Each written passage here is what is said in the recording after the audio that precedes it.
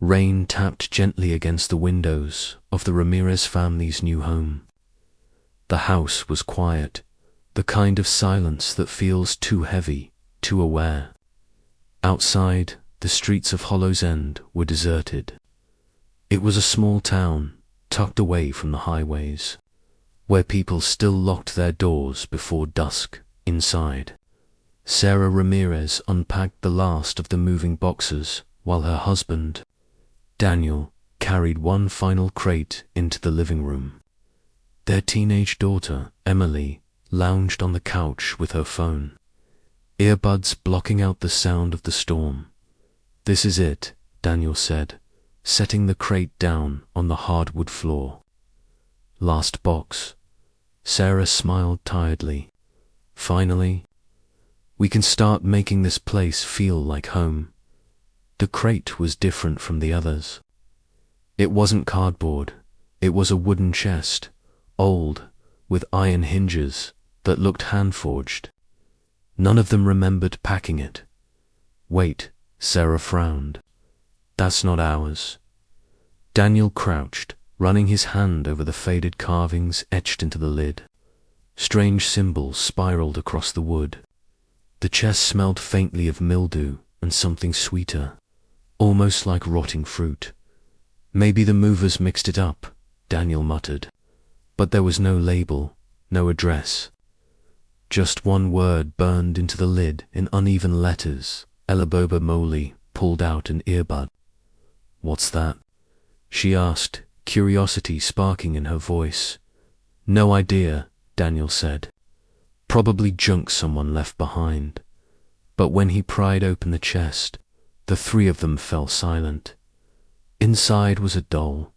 It was nearly 2 feet tall, made of cracked porcelain and old fabric. Its face was pale, with wide glassy eyes that seemed to shimmer in the dim light. The mouth was painted into a slight, knowing smile. Its hair was black yarn, frayed and matted with age. The clothes, a faded red dress trimmed with lace, looked handmade. Sarah shivered. "That's unsettling." Emily, of course, leaned closer. "It's kind of cool. Creepy, but cool." "What's it called again?" Daniel pointed to the chest. "Labobu." "Whatever that means." Emily smirked. "Sounds exotic." "I'm keeping it in my room." "No way," Sarah said sharply. "That thing looks filthy. Probably full of dust and mites. We should throw it away." But Emily was already cradling the doll in her arms. "It's just a toy." "Don't be so dramatic." Sarah sighed, but she was too tired to argue. The storm outside deepened, the wind rattling the shutters. Daniel shut the chest and dragged it into the corner, deciding to deal with it later. That night, the Ramirez family tried to settle in. Boxes were half unpacked, the Wi-Fi barely working, and the storm cutting power off for minutes at a time. Sarah lit candles in the living room while Daniel checked the breaker. Upstairs, Emily placed the Labobu doll on her dresser. Its glass eyes caught the glow of her desk lamp, shining faintly. She snapped a photo on her phone and posted it with the caption, "Meet my new roommate." Creepy AF. She laughed to herself, but when she turned away, she swore the doll's smile had widened. The first sound came just after. Midnight. Daniel was dozing on the couch when he heard footsteps. Soft, light, deliberate. At first he thought it was Emily sneaking to the kitchen for a snack. But the footsteps weren't coming from upstairs. They were coming from the hallway just beyond the living room. He sat up, heart thudding. "Emily." No response. Just the sound of something dragging along the wooden floor. Daniel grabbed the flashlight and swept the beam across the hall. Nothing. The boxes stood where they were. The chest still sat in the corner, closed. He shook his head, muttering, "New house noises. that's all. But when he returned to the couch, something made him glance back one more time. The chest lid was slightly open. The next morning, Sarah found the kitchen chairs pulled out as though someone had been sitting there all night. None of them remembered leaving it like that. "Emily," Sarah called. "Did you come downstairs last night?" Emily, still in pajamas, shook her head. "Nope, slept like a rock." Sarah hesitated, glancing toward the stairs. "Then how did that?" Her words froze. The Labobu doll was sitting at the kitchen table. Daniel frowned. "Emily, did you put that here?" Emily blinked in confusion. "What?" "No, I left it in my room." But the doll was definitely here, its hands resting neatly on the wooden surface, its glass eyes staring straight at them. Sarah's face tightened. She grabbed the doll and shoved it back into the chest. "That's it. I'm not having this thing creeping round the house." The lid slammed shut. Yet that night, the doll was back on Emily's dresser. The days that followed grew stranger. Sarah swore she heard giggling echoing from empty rooms. Daniel found scratches on the hallway walls, small but deliberate, like something sharp had carved into the wood. Emily grew attached to the doll, even though she denied moving it around. Sometimes Sarah caught her whispering to it before bed. Sometimes she thought she heard a second voice whispering back. One evening, Sarah tried to convince Daniel. "I don't care if it's just Emily playing tricks," she said. "That thing gives me the creeps. We need to get rid of it." Daniel rubbed his temples. "Fine. Tomorrow I'll drive it to the dump myself," relieved. Sarah kissed him on the cheek, but tomorrow came and the doll was gone. They searched the house, every room, every closet. The chest sat empty, its lid gaping open. Emily swore she hadn't taken it. But that night, when Sarah went to check on her daughter, she froze in the doorway. Emily was fast asleep, and the doll was sitting on her chest, its glassy eyes fixed on Sarah, its painted smile wide and sharp. Sarah's scream caught in her throat. The doll was perched on Emily's chest, its porcelain face tilted slightly upward, as if it had been caught in the act of watching. Emily stirred, mumbling in her sleep, but didn't wake. Sarah's pulse hammered in her ears. Every instinct told her to rush in, to rip the doll away. But she couldn't move. It wasn't fear alone.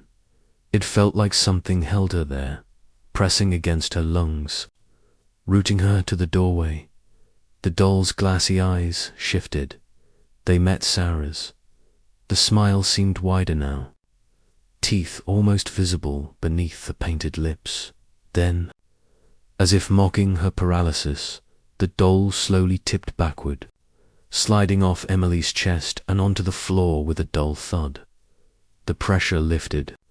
Sarah stumbled forward, snatching the doll up in trembling hands. Its porcelain felt warm, almost pulsing, like living flesh. She nearly dropped it, but forced herself to shove it inside the chest again, slamming the lid down hard. Emily sat up groggily. "Mum, what are you doing?" "Go back to sleep," Sarah whispered, her voice shaking. "It's nothing.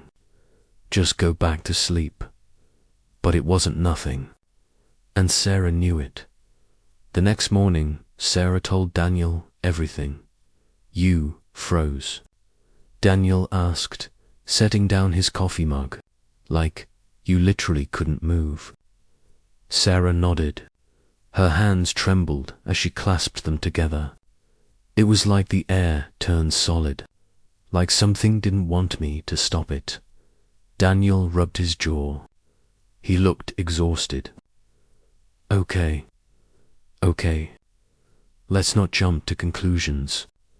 Maybe you were just dreaming with your eyes open. Daniel, I was awake." He sighed. Either way, I'll handle it today. I'll drive that damn thing to the dump. I'll make sure it's gone, for the first time in days. Sarah exhaled with relief. But Emily wasn't so calm when Daniel tried to pick up the doll's chest that afternoon.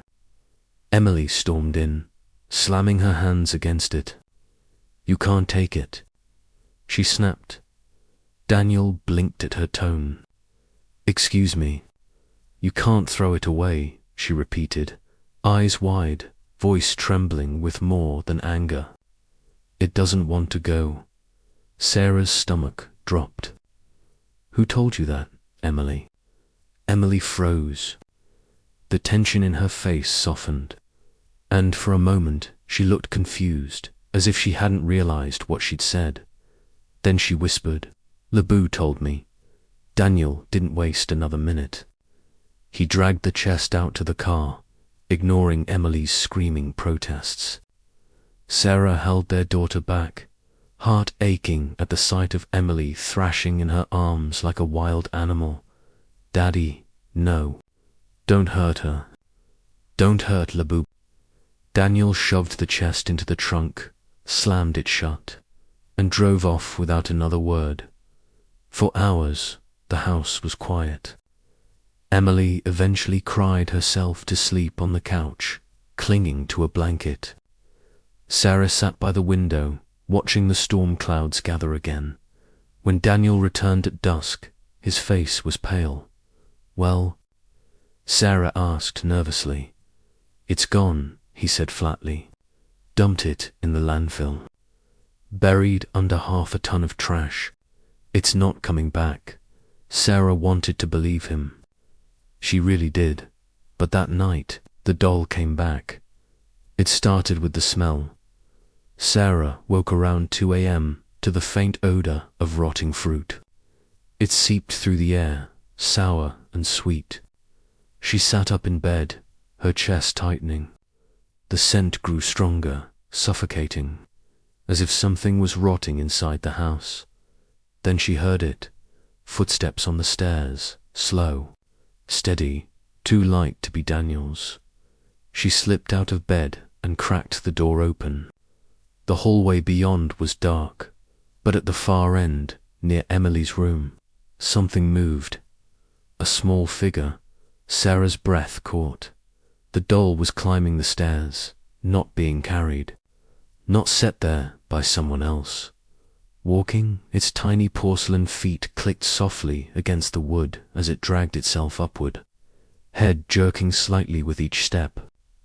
Its yarn hair bobbed with unnatural motion. Sarah slammed the door shut and locked it.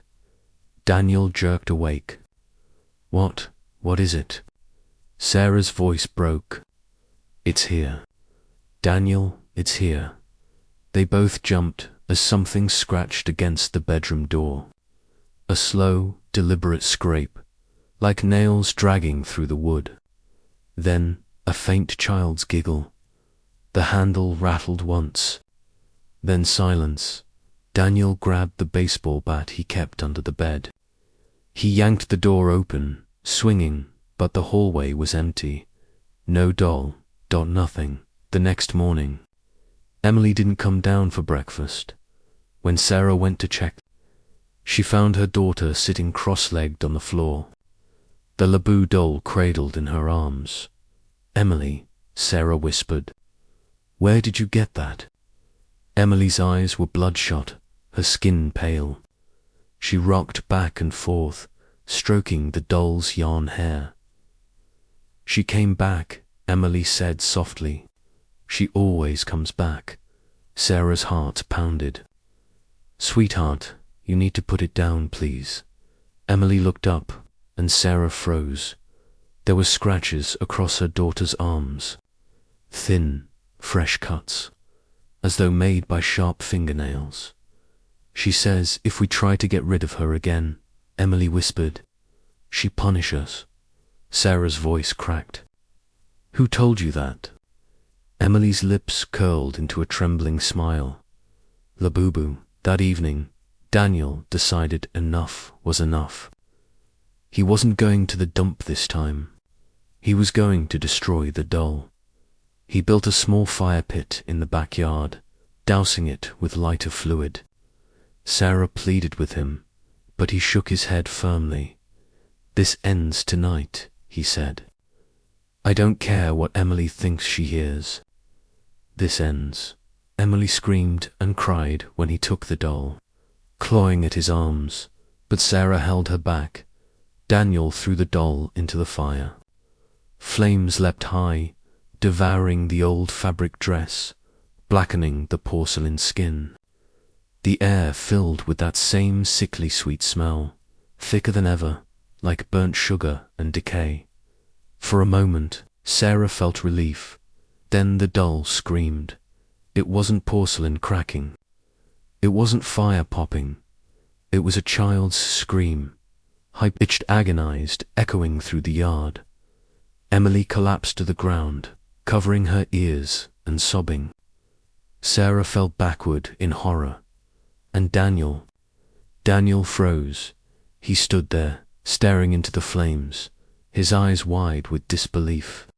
His grip on the lighter fluid loosened, because inside the fire, the doll wasn't burning. The flames curled around it, licking the porcelain, but leaving no mark. Its glassy eyes glowed faintly in the firelight, unblinking. Its smile stretched wider, and then, in a clear, soft voice, it spoke. "Daniel," he stumbled back, nearly tripping over the fire pit. "What the hell?" The doll shifted upright in the flames, as if sitting. "Daniel," it repeated, "you belong to me now." Suddenly, the fire roared higher, exploding outward. Daniel screamed as the flames leaped onto him, wrapping around his clothes, his skin. "Daniel." Sarah shrieked. She rushed forward, grabbing for him, but the heat forced her back. Daniel collapsed, writhing in the grass, his screams cutting through the night. The smell of burning flesh filled the air, and through the fire, the doll's voice giggled. When it was over, Daniel lay still, smoke rising from his charred body. The doll sat in the pit, untouched, its porcelain face gleaming in the firelight. Slowly, deliberately, it turned its head toward Sarah, and it smiled. The smell of smoke lingered long after the fire died.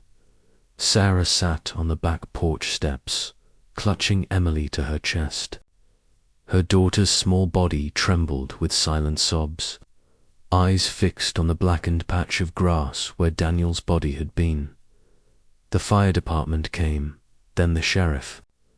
They called it a tragic accident, a freak fire caused by lighter fluid.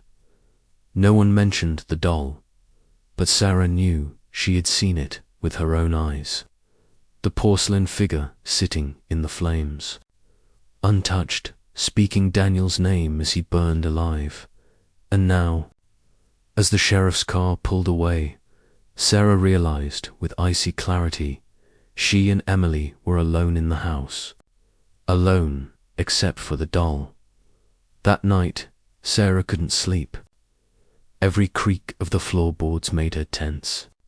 Every whisper of wind against the shutters made her flinch. Emily slept beside her in the bed, clutching Sarah's arm tightly, as if afraid she'd vanish to Dot at 3 a.m. Sarah heard it again, the giggle soft, childlike. She sat up, heart pounding, and scanned the room. The doll was nowhere in sight. She forced herself not to move, not to breathe. Then, from the corner of the room, the doll's voice whispered, "Sarah." Sarah snapped on the lamp and screamed. The doll sat on the dresser, legs dangling, glassy eyes staring straight at her. Its porcelain face reflected the lamplight. The smile stretched unnaturally wide. Sarah grabbed the nearest object, a vase, and hurled it. The porcelain shattered against the wall when the shards fell. The dresser was empty. The doll was gone. The next morning, Sarah made a decision. We're leaving, she told Emily, shoving clothes into a suitcase. I don't care where. We're not staying in this house another night. But Emily shook her head, her expression strangely calm. We can't leave, she whispered. Sarah froze. What do you mean, we can't? Emily hugged herself, rocking slightly. Labobu said, if we try, she'll follow us. She'll follow us forever. Sarah's blood ran cold. Emily, listen to me. That thing killed your father. We're getting out, and I don't care what it says. Emily's voice broke. You don't understand, Mom. She doesn't just follow. She owns us now. Sarah gripped her daughter's shoulders, trying to shake her back to reality. No, we fight this. We find a way. But deep down, Sarah knew Emily was right. The doll wasn't bound to the house. It was bound to them. Sarah turned to research. Anything she could find about the word Labobu. She stayed up late at night, poring over old library archives, online forums, and obscure folklore blogs. The stories were fragmented, scattered, but one name kept surfacing, the Labobu doll, according to whispered legends. The doll had first appeared in a remote village in the early 1800s. It was said to be crafted by a grieving father after his daughter's sudden death. But the materials he used were not ordinary. He carved the body from wood taken from her coffin. He painted her face with the ashes of her cremated bones. And her hair. Sarah gagged as she read the words. Her hair had been sewn into the doll's scalp. The man believed the spirit of his daughter would live on through the doll. He called it Labobu, an ancient word meaning beloved child. But the villagers soon noticed something wrong. Livestock began to die mysteriously. Children went missing. Families heard footsteps at night, followed by laughter. The father claimed the doll was hungry. Within a year, the entire village was abandoned, and the doll, it was never found until now. Sarah slammed the laptop shut, nausea twisting her stomach. Her phone buzzed. A text message from Daniel's number. Her breath caught. She opened it. A single photo filled the screen. It was their bedroom. Taken from inside, Emily sleeping in the bed, and in the corner. The doll, sitting on the dresser. Sarah's scream woke Emily. She grabbed her daughter and ran downstairs, hands shaking as she dialed 911. The line connected, but all she heard was static. Then a faint giggle. Sarah. The voice whispered through the phone. She dropped it in horror. Over the next days, Sarah's sanity frayed. The doll appeared in different rooms at random. Sometimes on the couch, sometimes at the kitchen table.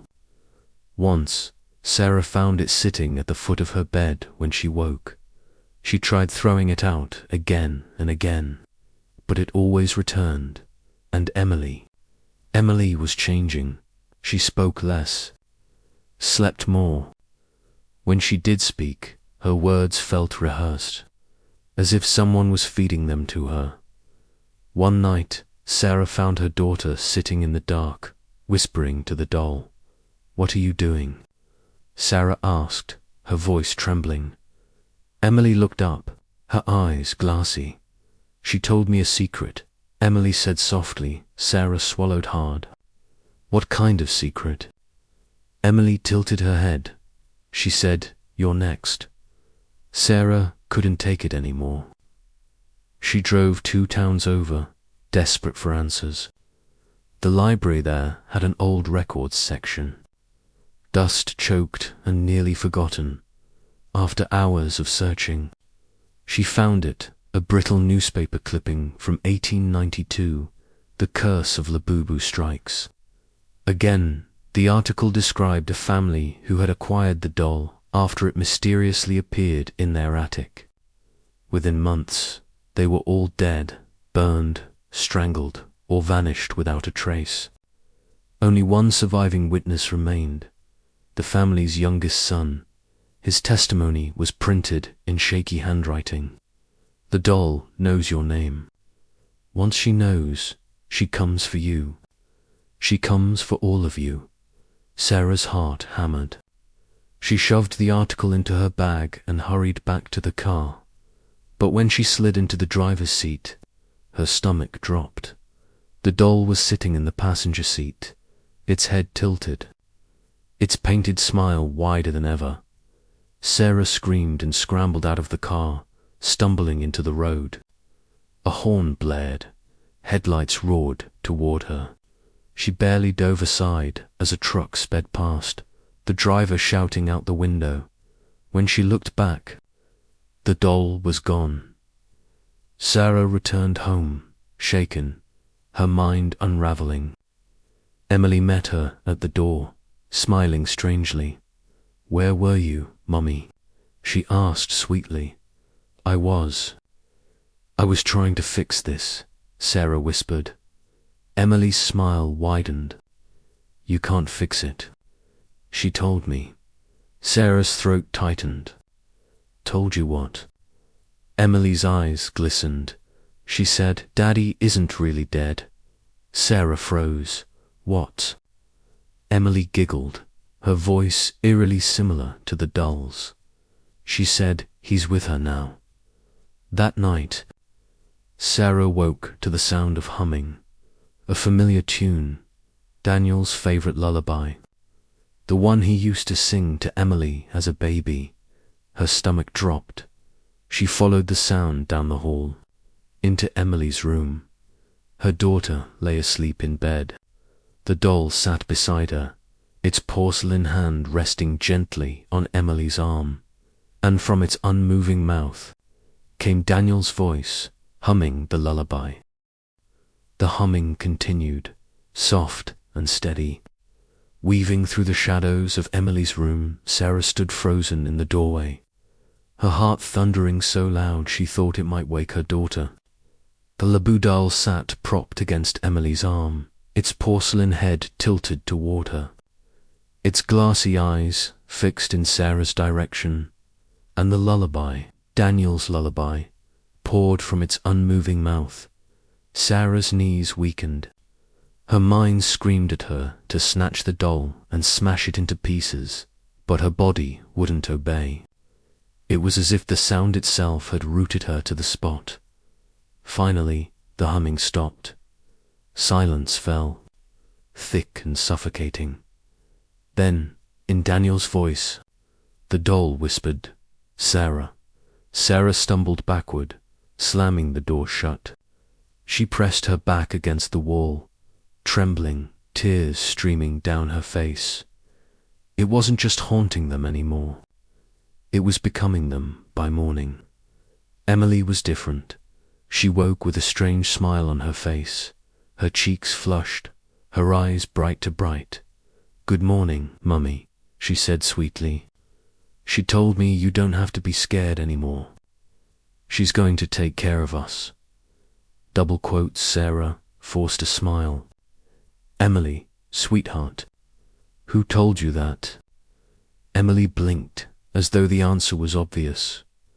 Labobu. The rest of the day, Sarah watched her daughter closely. Emily hummed to herself constantly, the same lullaby over and over. She barely touched her food. And every time Sarah moved the doll, setting it on a shelf, hiding it in a closet, she'd find it back in Emily's arms within minutes. Once, Sarah tried taking it away outright. She snatched the doll and locked it in the trunk of her car. Emily screamed, clawing at her mother's arms with an animalistic rage. "She'll punish you," Emily shrieked. "You'll see. She'll burn you alive like Daddy." Sarah dropped the doll in horror, and when she looked down, it was already gone from her hands. That evening, Sarah reached out for help. She called Father O'Neill, the local priest, begging him to come. When he arrived, he carried a small Bible and a silver crucifix. His face was lined with skepticism, but his eyes softened when he saw Sarah's desperation. "Tell me everything," he said gently. Sarah poured it out, the chest, the whispers, Daniel's death, the voice, the doll's impossible return. Father O'Neill listened in silence. Finally, he said, "If what you say is true, this is not a simple haunting. This is possession, and possession spreads like disease." Sarah gripped his sleeve. "Then you can help us?" "Please." He nodded slowly. "I will try." They found Emily in her room, sitting cross-legged on the floor. The doll was in her lap. Her lips moved in silent whispers, as though repeating words only she could hear. When she looked up at the priest, her eyes glistened strangely. "Hello, Father," she said softly. O'Neill's brow furrowed. "You know me?"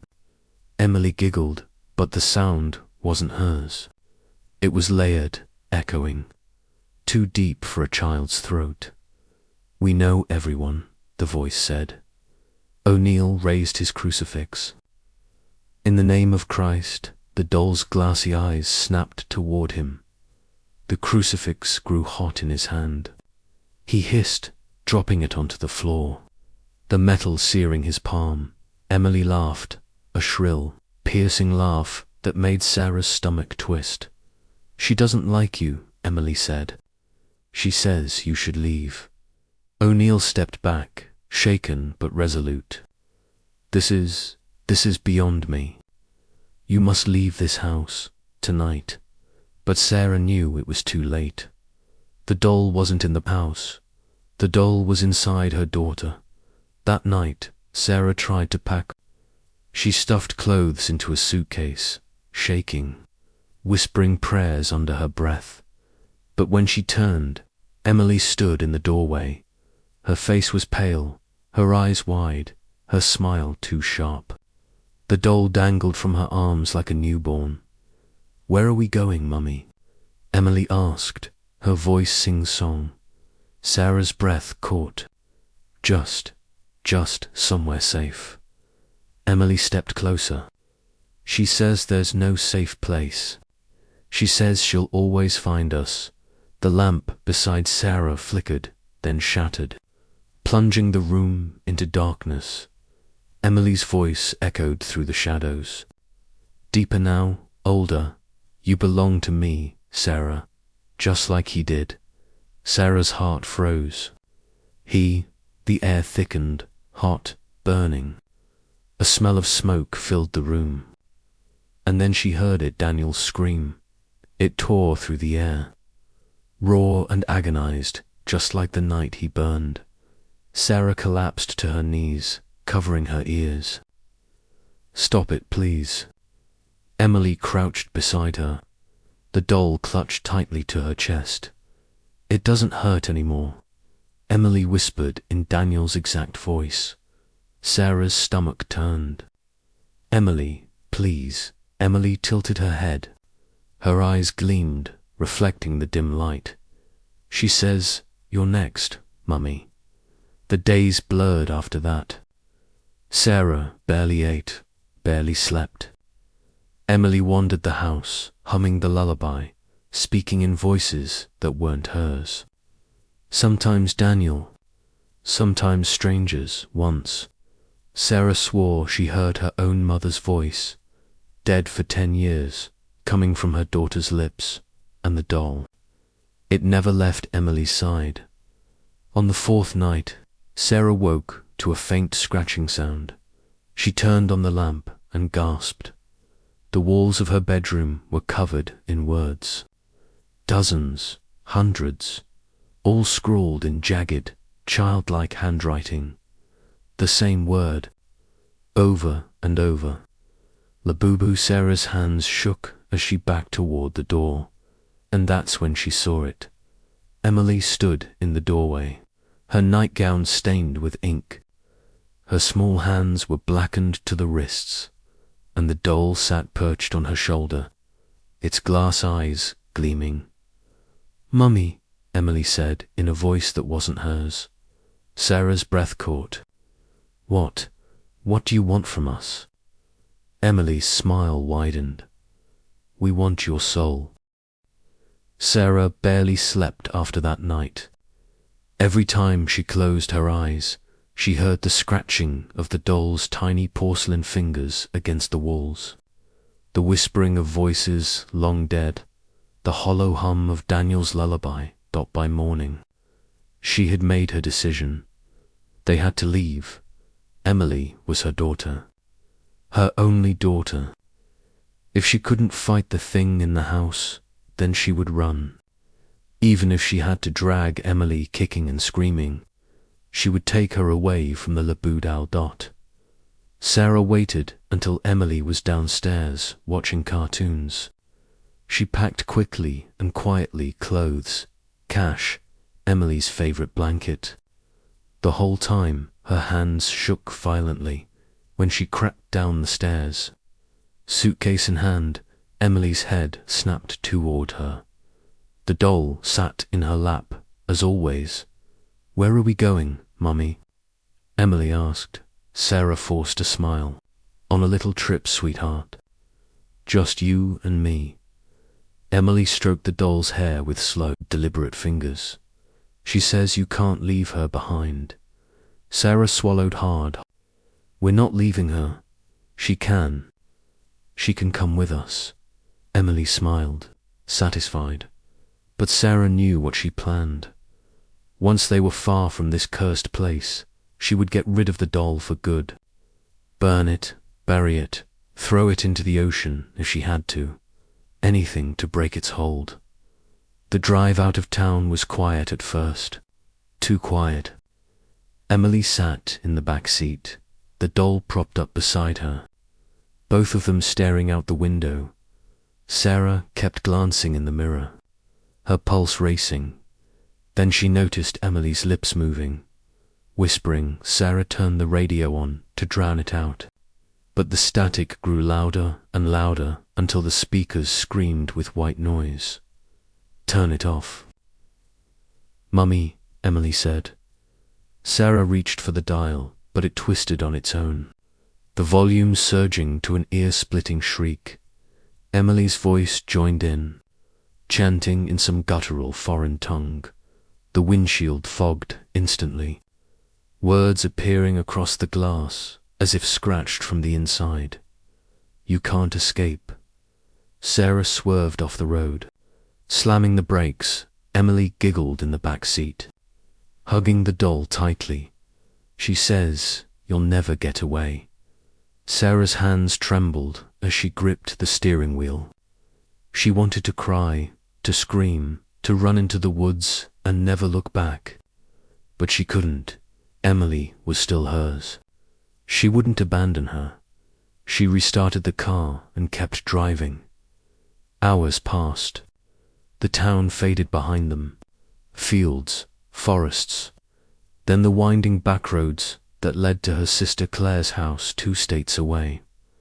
Sarah clung to the hope that maybe, just maybe, if she could get Emily around someone else, if she could break the doll's constant watch, she'd have a chance. But deep down, she already felt it. The doll wasn't bound to the house, it was bound to Emily.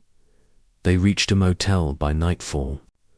Sarah checked in quickly, glancing nervously over her shoulder, as though the doll might leap at her in the lobby. The room was small, dimly lit, with 2 creaky beds. Sarah tried to make it cozy, turning on the TV, ordering takeout. Emily didn't eat. She sat cross-legged on the bed, the doll in her lap, humming that same cursed lullaby. Sarah sat on the opposite bed, watching her, trying to think of a plan. She whispered to herself, maybe while she's asleep. But Emily's eyes lifted to hers instantly, as though she'd heard. She never sleeps, Emily said flatly.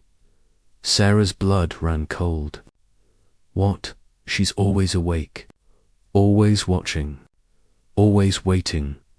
Emily's voice deepened on the last words, and Sarah knew it wasn't her daughter speaking at midnight.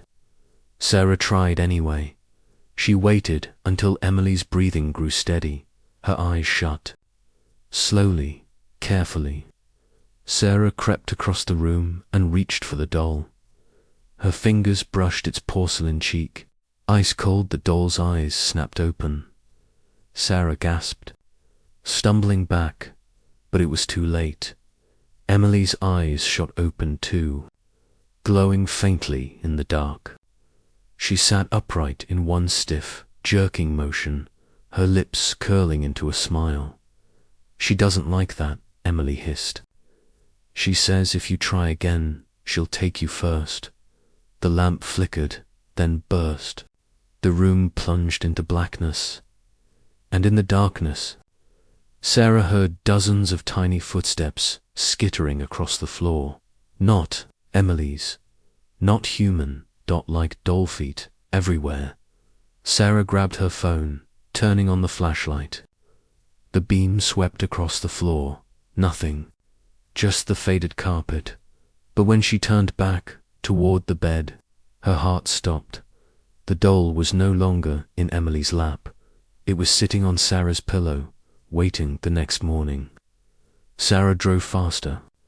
She barely looked at Emily, barely spoke. Her only thought was reaching Claire. Claire would believe her. Claire had always believed her. But around noon, Sarah realized something terrifying. They had been driving for hours, and the gas gauge hadn't moved. She blinked, leaned closer. Full tank, still. Her stomach dropped. The road ahead twisted into another forest, and another, and another. Every turn, every mile, brought them back to the same stretch of road. They were trapped. Emily giggled softly in the back seat. She says there's no road that leads away. There's only the road back. Sarah slammed the brakes, screaming, pounding her fists on the wheel. What do you want from us? She cried. Emily leaned forward between the seats, her little face inches from Sarah's. Her smile was sharp.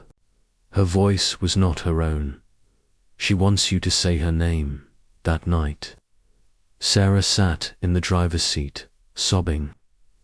Her daughter asleep in the back with the doll cradled against her. Her phone buzzed. A notification. She froze. It was a voicemail. No number. No caller ID. Shaking, she pressed play. Daniel's voice filled the car. Sarah.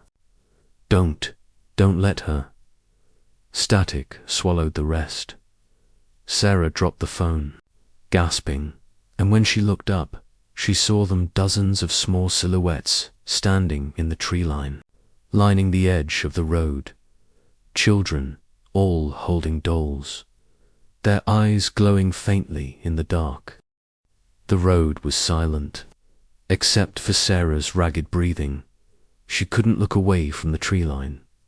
The children stood there, unmoving, their pale faces glowing faintly in the darkness.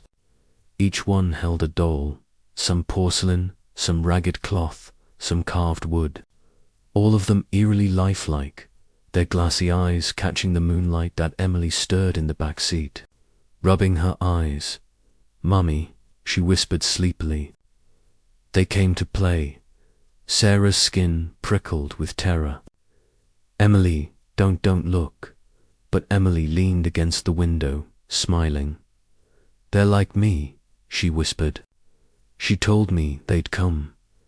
The children didn't move when Sarah started the car, didn't blink, didn't breathe. She pressed her foot down hard on the gas pedal, the tires screeching against the asphalt. The headlights cut through the night, but the road only led deeper into the forest. Minutes passed, then hours, and still the children were there. Every time she blinked, every turn she took, Their silhouettes lined the trees, watching, trapped, no escape by dawn.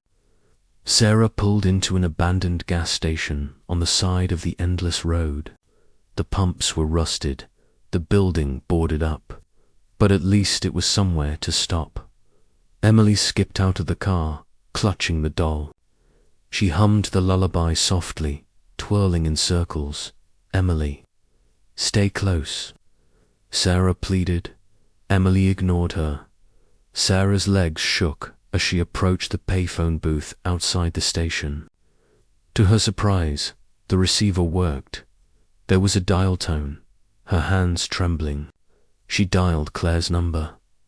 "Please, God, pick up," she whispered. After 3 rings, a voice answered, but it wasn't Claire. It was Emily. "Why are you calling for help, Mummy?" The voice giggled through the static. "I'm right here." Sarah dropped the receiver in horror. Stumbling back, from the corner of her eye, she saw Emily standing near the boarded-up station, but her lips weren't moving. The dolls were, that night. Sarah drove until her eyes burned. She prayed, she begged, she whispered Daniel's name like a lifeline. But no matter how far she drove, the gas gauge stayed full, and the road never ended. Emily slept peacefully in the back, arms wrapped tightly round the doll. Sarah's heart broke as she looked at her daughter, her little girl slipping further away with every mile. On the second night, the children stepped out of the trees, not just 1 or 2, dozens of them. Their bare feet slapped against the asphalt as they walked slowly toward the car. Eyes glowing, dolls cradled in their arms. Sarah slammed the car in reverse, heart pounding. But Emily sat up suddenly, her eyes wide with wonder. "They're coming to take us home," Sarah screamed, flooring the gas. The car shot backward, swerving wildly, the headlights bouncing across pale faces. She spun the wheel, skidding, then roared forward again, weaving through the sea of motionless children until the road was clear. But in the rearview mirror, she saw something that made her blood turn to ice. One of the children wasn't holding a doll anymore. One was holding Daniel's charred wedding ring. By the third night, Sarah was delirious, her thoughts tangled, her body numb from exhaustion. She stopped the car in the middle of the road. Unable to go on, Emily crawled into the front seat beside her. The doll perched on her lap. "She says you should stop running," Emily whispered. "She says if you give yourself to her, she'll let me go." Tears blurred Sarah's eyes. "That's not true. She'll never let you go." Emily tilted her head. "She says you should see for yourself." Suddenly, the world around Sarah shifted. The road melted away. The car dissolved.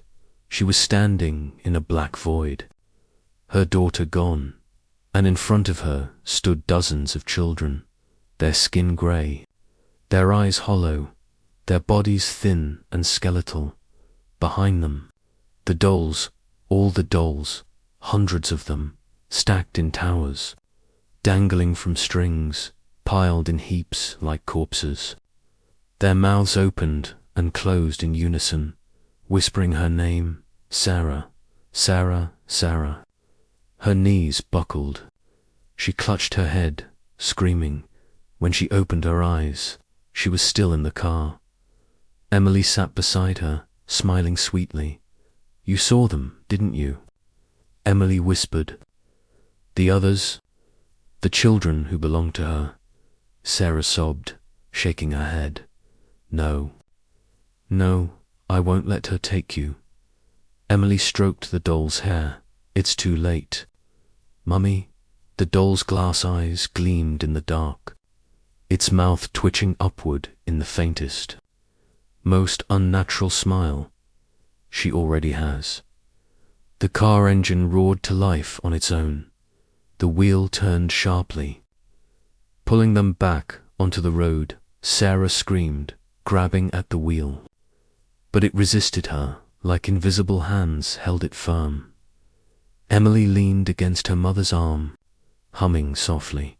She says it's time to go home now. Sarah gasped. Where's home? Emily's eyes glowed faintly as she whispered the word that made Sarah's blood run. Cold, Labobu. The headlights pierced the endless night, and ahead. Through the trees, Sarah saw it. A faint glow on the horizon. A town, a place that wasn't supposed to exist. The glow on the horizon grew brighter with every passing mile. Sarah's knuckles were white on the wheel, her breath shallow. The forest gave way to a wide, cracked road leading downhill into a valley where a town stretched out like a wound in the earth. The sign at the edge of the road was covered in rust and rot, but the letters were still visible. Welcome to Labobu. Sarah's stomach turned. It was real. It wasn't supposed to be real. Emily clapped her hands excitedly in the back seat. The doll perched neatly on her lap. She says we're home, Emily sang. Sarah shook her head violently. This isn't home, Emily. This is hell. The car rolled on as if guided by unseen hands, past rows of empty houses with boarded windows and broken doors. Streetlights flickered, though no power lines remained. Shops stood abandoned, their signs faded, their glass shattered, and yet the air wasn't silent. Whispers drifted through the streets, low, murmuring, familiar voices. Sarah couldn't place. It felt like the entire town was breathing. The car stopped on its own in front of a tall building at the center of town. The old orphanage. Its roof sagged. Its walls were blackened with age, but the doors stood wide open as if waiting. Emily climbed out of the car before Sarah could stop her, skipping up the cracked steps. The doll bobbed in her arms, its glassy eyes fixed ahead. Sarah scrambled out after her. Emily, wait. But Emily didn't stop. She stepped inside, swallowed by the shadows. The orphanage smelled of mold and rot. The floorboards groaned under Sarah's feet. Children's drawings still hung on the peeling walls. Crude stick figures, holding hands, smiling suns, crooked houses. But the figures all had one thing in common. Each of them held a doll. Sarah's chest tightened as she followed, the faint sound of humming deeper inside. She reached the main hall and froze. Dozens of children stood there, motionless, their skin pale, their eyes glazed, each cradling a doll in their arms. At the front of the hall, Emily stood on a raised platform. The Labobu doll perched proudly in her hands. Her eyes glowed faintly in the gloom. She says it's time you knew, Emily whispered. The walls around Sarah seemed to pulse as a voice filled the hall. Not from Emily, from the children, from everywhere. You wanted to know who I am. The voice was female, old and layered with echoes, as if hundreds of voices spoke in unison. I was born here, in this place. I was the first, the abandoned one. No name, no love, no family, only the dolls I stitched with my bloodied hands. The children swayed gently in unison, humming the lullaby. They laughed at me, mocked me, burned me. The voice deepened, shaking the very walls. So I burned them. Every child, every caretaker, every soul. Sarah's knees weakened. My God, I bound their souls to my creations, the voice continued, and I bound mine to the first, the one they called Labobu. The doll in Emily's arms twitched, its porcelain lips pulling into a smile. Now I am many. I am mother to all the lost children, and your daughter is mine. Sarah staggered forward. No, you can't have her. Emily tilted her head, her expression strangely calm. She says, you don't understand, Mommy. I'm not being taken. I'm being chosen. Sarah's heart shattered. No, Emily, you're my daughter. She's our daughter now, the voice hissed. The children stepped closer, their dolls staring with empty eyes. The air grew heavy, suffocating, the whispers rising to a deafening chant. Labobu, Labobu. Sarah clutched her head, screaming. Take me, she cried. Take me instead. Leave her alone. The chanting stopped instantly. The air stilled, and the voice, low and cruel, whispered in her ear. We already have you. Sarah's body froze. Her limbs locked as if invisible chains bound her in place. Her reflection flickered in the broken glass of the hall. She barely recognized herself. Her skin looked pale, her eyes dark, her mouth stretched into a smile she didn't make. Emily stepped down from the platform, holding out the doll. She says, it's your turn now, Mummy. Sarah's chest heaved. No, no, please. The doll's glassy eyes turned toward her, and its porcelain arms stretched out on their own. Reaching the children all gasped in unison, their voices blending into one shrill scream. The last thing Sarah heard before darkness swallowed her was Emily's soft voice whispering, Welcome home, Mummy. Sarah's mind was a blur. The walls of the orphanage pulsed around her, breathing with the whispers of hundreds of trapped children. Their eyes, hollow and unblinking, followed her every move. Emily stood before her, the Labobu doll clutched tightly to her chest. The glow from its glassy eyes reflected in Emily's, making them seem almost identical. Mummy, Emily said softly. She says you finally understand. Sarah's knees buckled. I don't understand. I don't understand any of this. The voice of Labobu filled the hall again, louder than ever, vibrating through her bones. You understand perfectly. You are mine now. Your daughter belongs to me, and you will be my offering. The children stepped closer, their dolls levitating slightly above the ground. A low hum filled the room, vibrating in Sarah's chest. No, she screamed. She lunged for Emily, but invisible hands slammed into her, throwing her back. Pain seared through her body as she hit the floor. Emily knelt beside her, still smiling sweetly. She says, it's your choice, Mummy. You can stay. Or you can go. Sarah's mind raced. Choice? There was never a choice. Only death, only Labobu. But something inside her snapped. She crawled toward her daughter, ignoring the invisible force. I choose. To save you, she shouted. The doll's eyes flickered. The humming stopped. A silence fell, heavy and thick, broken only by Sarah's ragged breathing. She never gave you that choice, the voice hissed. Colder than ice, then the floor beneath Sarah cracked.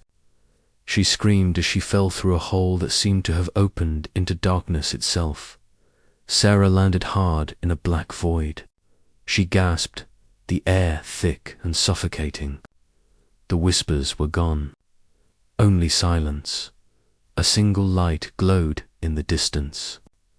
She stumbled toward it, and there, sitting on a pedestal of twisted wood and bone, was the Labobu doll.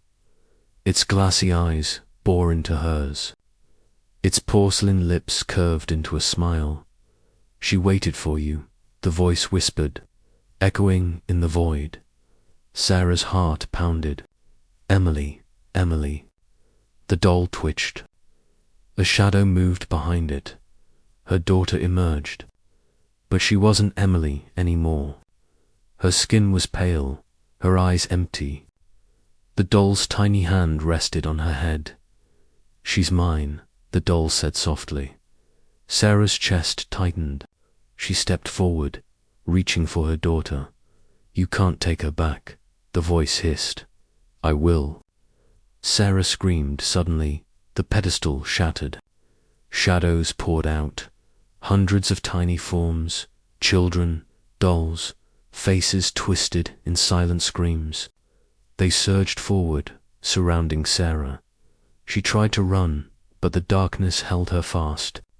The whispers rose to a deafening crescendo. Labobu. Labobu. Emily stepped closer, holding the doll out to her. "Take her," the doll said, "or she dies." Sarah froze. Her mind raced. She knew she couldn't fight all of this, not alone. And then, a flicker of hope. The one memory that had always stayed with her. Daniel's face, his voice, his words from the voicemail. "Don't let her take you." Sarah screamed, reaching for Emily and grabbing the doll. It was heavier than anything she had ever held. But she squeezed it, twisting it, smashing it into the ground. Porcelain cracked. The doll shrieked. A sound so high and unnatural that Sarah thought her ears would burst. Emily fell to the floor, unharmed, staring at the broken doll. The shadows recoiled. The whispers screamed, and then silence. The void began to collapse around her. Sarah grabbed Emily and ran toward the light. They emerged in the forest. The first light of dawn breaking through the trees. Sarah collapsed, holding Emily tightly. Her body ached, her mind numb. But they were alive. Emily looked up at her, still clutching the remnants of the doll. "Mummy," she whispered, "she's gone." Sarah shook her head. I think she's gone." But when she glanced down at the cracked porcelain, she noticed something chilling.